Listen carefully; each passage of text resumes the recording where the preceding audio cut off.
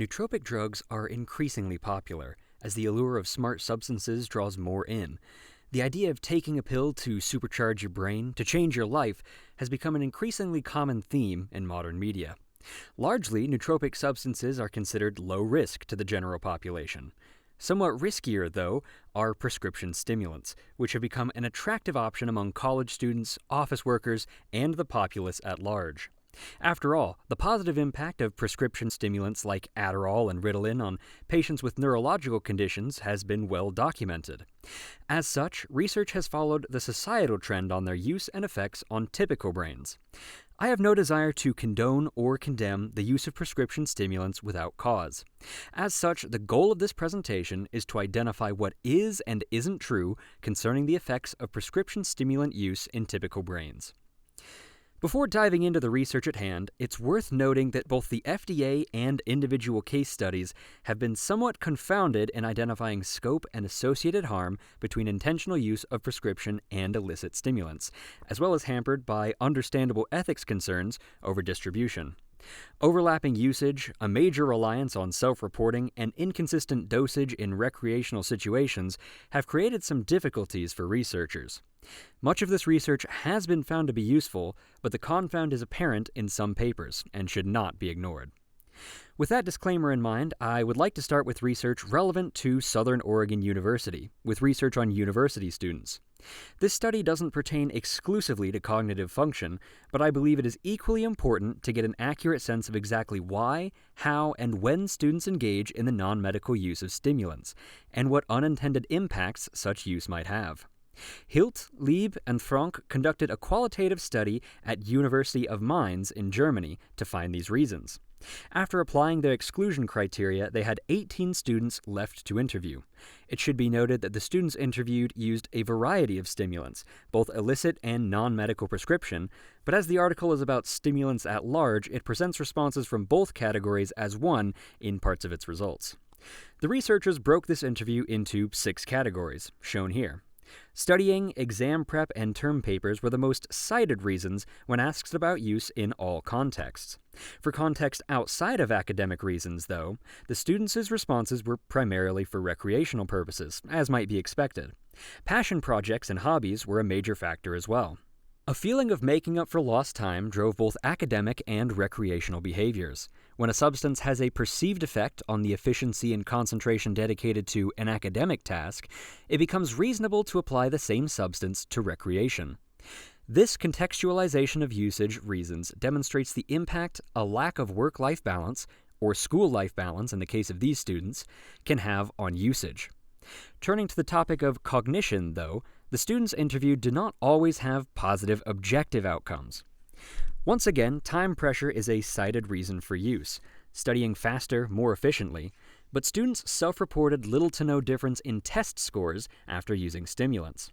Despite this, many testified that they felt more confident in their scores while under the influence of a stimulant.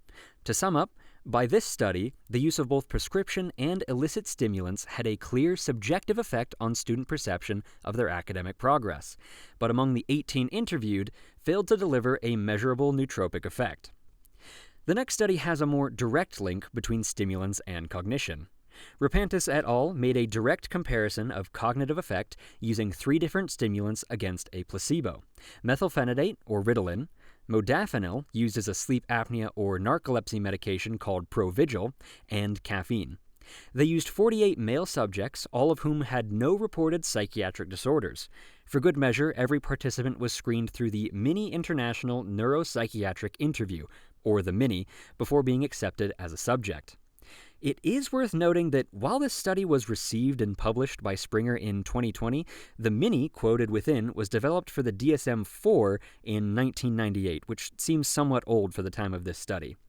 Regardless, the participants of this 3-arm study were given 2 administrations of a stimulant, separated by 4 to 7 days. Compared to some other studies dealing with caffeine in particular, the dosage is somewhat high. Participants received a 200 mg dose of caffeine, a 200 mg dose of modafinil, or a 20 mg dose of methylphenidate. These doses were chosen as they led to equivalent dopamine transponder occupancy. The idea of occupancy, in this case, is a measure of how many transporters being moved across the synapse actually contain dopamine. This seems to be a commonly accepted metric. While looking for a definition, every article I found that mentioned the phrase dopamine transponder occupancy was centered specifically around cocaine, modafinil, or methylphenidate's impacts on dopamine transporters. Returning to the study, after a 90-minute waiting period, the participants began a battery of cognitive assessments. Some memory tests were administered over the phone 24 hours after each session during a check-in. The results of this study found that methylphenidate had a positive impact on declarative memory performance, but did not produce any noticeable differences on cognitive tasks compared to placebo. It is also worth noting that the impact on declarative memory was statistically significant, but not by much. It cleared the mark by so little, the researchers made a specific point to mention how close it was. As for modafinil, some positive impacts were found across multiple tests, but none were revealed to be statistically significant. This was attributed to wakefulness being modafinil's primary effect. None of the participants in this study were known to be sleep-deprived, meaning modafinil would likely have too subtle an effect to be noted in this study.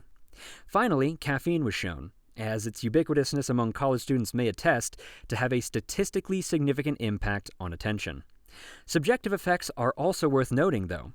The only statistically significant self-reported change among the three substances came from methylphenidate, where participants reported less fatigue after imbibing. Ultimately, three conclusions can be drawn from Rapantis et al. The first is that Ritalin has been shown to have a measurable, positive impact on memory among neurotypical individuals. Secondly, a subjective effect of Ritalin was consistently found among participants. While it may not equate to cognitive function, it is still worth noting. The final conclusion is that further research on this study is needed to create a fuller picture.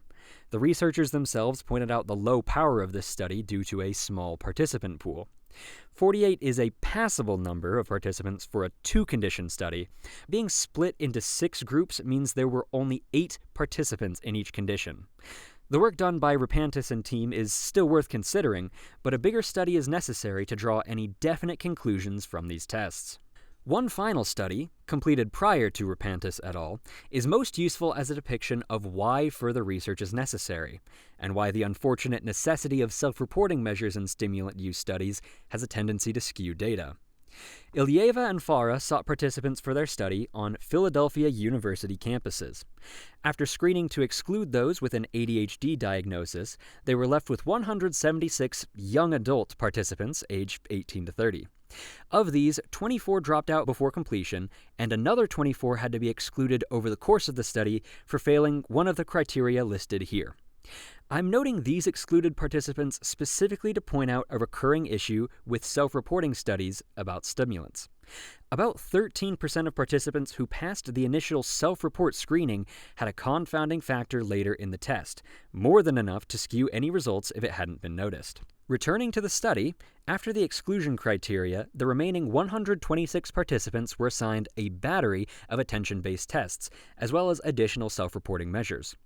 It should be noted that the participants were not administered any dosage of stimulants prior to these tests.